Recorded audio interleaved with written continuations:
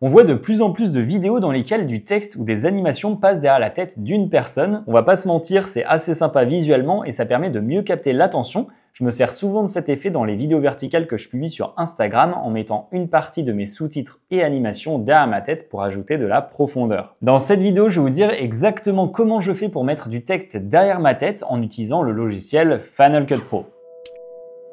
Avant de rentrer dans le vif du sujet, je voulais vous rappeler que si vous voulez progresser rapidement en montage vidéo sur Final Cut Pro et éviter de chercher des tutoriels à droite à gauche, j'ai créé une formation complète qui regroupe toutes les connaissances à avoir pour monter des vidéos au rendu professionnel. Si la formation vous intéresse, sachez qu'en passant par le lien sous la vidéo, vous avez 30% de réduction. Donc on se retrouve sur Final Cut Pro. Comme vous pouvez voir, j'ai ce plan dans ma timeline et le but, ça va être de mettre du texte derrière ma tête. Ce qu'il faut savoir, c'est qu'il y a deux méthodes pour le faire. Soit on le fait complètement manuellement avec un masque, ce qui prend énormément de temps. Je vais vous montrer très rapidement comment faire. Et la deuxième méthode, c'est d'utiliser un plugin qui permet de le faire automatiquement. C'est personnellement la méthode que je fais, ça se fait en un clic et le détourage est parfait. Pour la méthode manuelle, ce qu'on fait, c'est qu'on va utiliser un masque. Donc du coup, dans mes effets, quand je suis ici, je descends jusqu'à ce que je trouve masque et incrustation. Ensuite, je descends un petit peu et là, vous avez masque de tracé. Je drag and drop le masque de tracé sur mon plan et là, on me dit cliquez pour ajouter un point de contrôle. Et donc là, le but, alors si je veux détourer juste ma tête, je vais pas m'attarder sur le reste de mon corps. Et donc là, l'idée, c'est de placer les points de mon masque de façon assez régulière autour de ma tête. Là, je le fais de façon pas très précise, hein, c'est juste pour vous montrer parce qu'on va pas trop s'attarder sur cette technique. Voilà, ce que je fais pour qu'on voit mieux, c'est que je vais baisser l'opacité et inverser le masque. Et donc là, l'idée, c'est d'être assez précis. Et ensuite, c'est là le gros problème de cette méthode, c'est que comme je bouge la tête pendant que je parle, il va falloir traquer individuellement tous ces points à la main. Et donc ce qu'on fait, c'est que quand on est dans le masque de tracé, on va venir ajouter des keyframes, aussi appelés images clés. Donc je déroule le menu transformation, je mets des keyframes en cliquant sur le petit icône ici. Et très important, je clique sur le keyframe aussi pour point de contrôle, c'est celui-là qui est vraiment utile. Et là, on va venir traquer image par image notre plan. Donc ce que je fais, c'est qu'une fois que je l'ai fait sur la première image, j'appuie sur la flèche suivante, j'avance d'une image et là, l'idée, c'est de venir modifier les points pour adapter leur position en fonction du mouvement que j'ai fait avec ma tête. En l'occurrence ici, comme le mouvement est assez faible, on peut avancer toutes les 3 à 5 images. Donc j'appuie 3 fois sur ma flèche pour avancer de 3 images. 1, 2, 3. Vous voyez que j'ai légèrement bougé et là, je vais adapter mes points pour que ça matche parfaitement avec ma tête.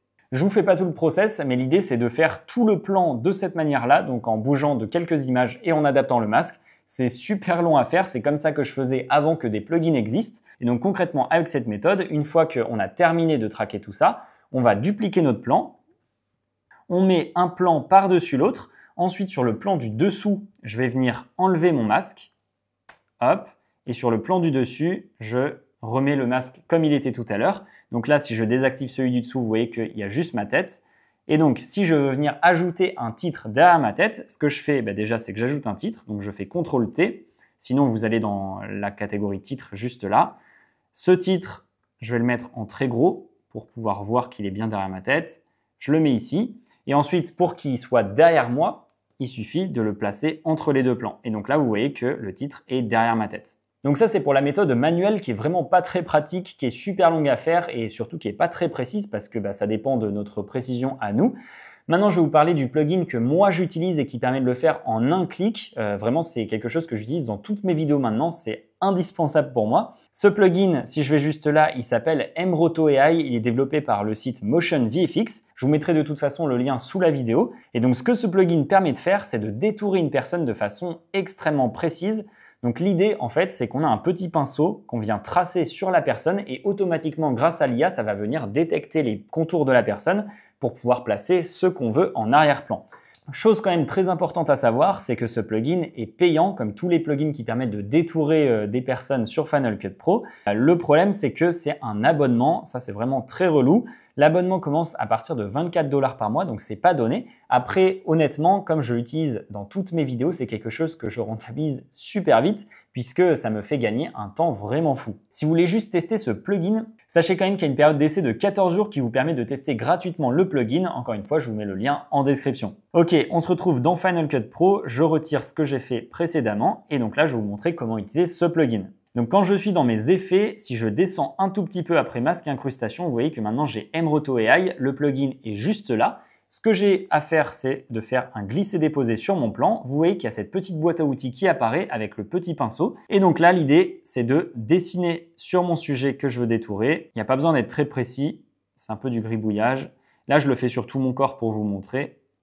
Ok, là normalement il va capter. En à peine une seconde, il y a un masque bleu qui s'est tracé autour de moi. Ça permet de savoir exactement ce qui est pris en compte dans le masque. Vous voyez d'ailleurs que c'est extrêmement précis. Et ensuite, la partie qui était la plus longue en méthode manuelle, c'est le tracking.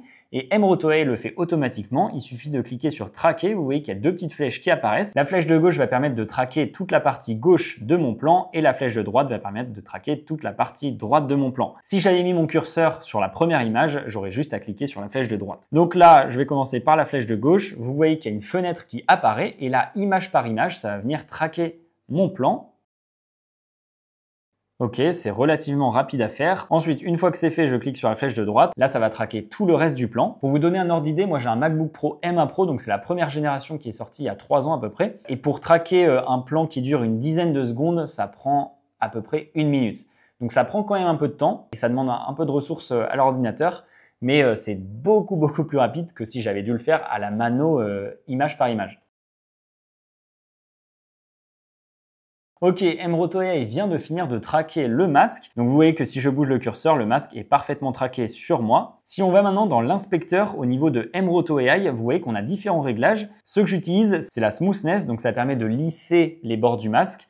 En général, j'en mets un tout petit peu. Et surtout, c'est le blur, donc le flou. En fait, vous voyez que si je l'augmente, il y a un genre de halo autour de moi. Et en fait, ça permet au masque de ne pas être super net et d'avoir une délimitation vraiment très forte.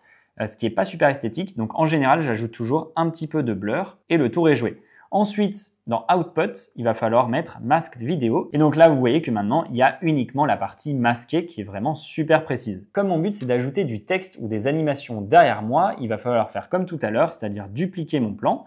Donc je le duplique, j'empile les deux rushs. Le plan du dessous, dans l'inspecteur, je vais venir retirer Emroto AI.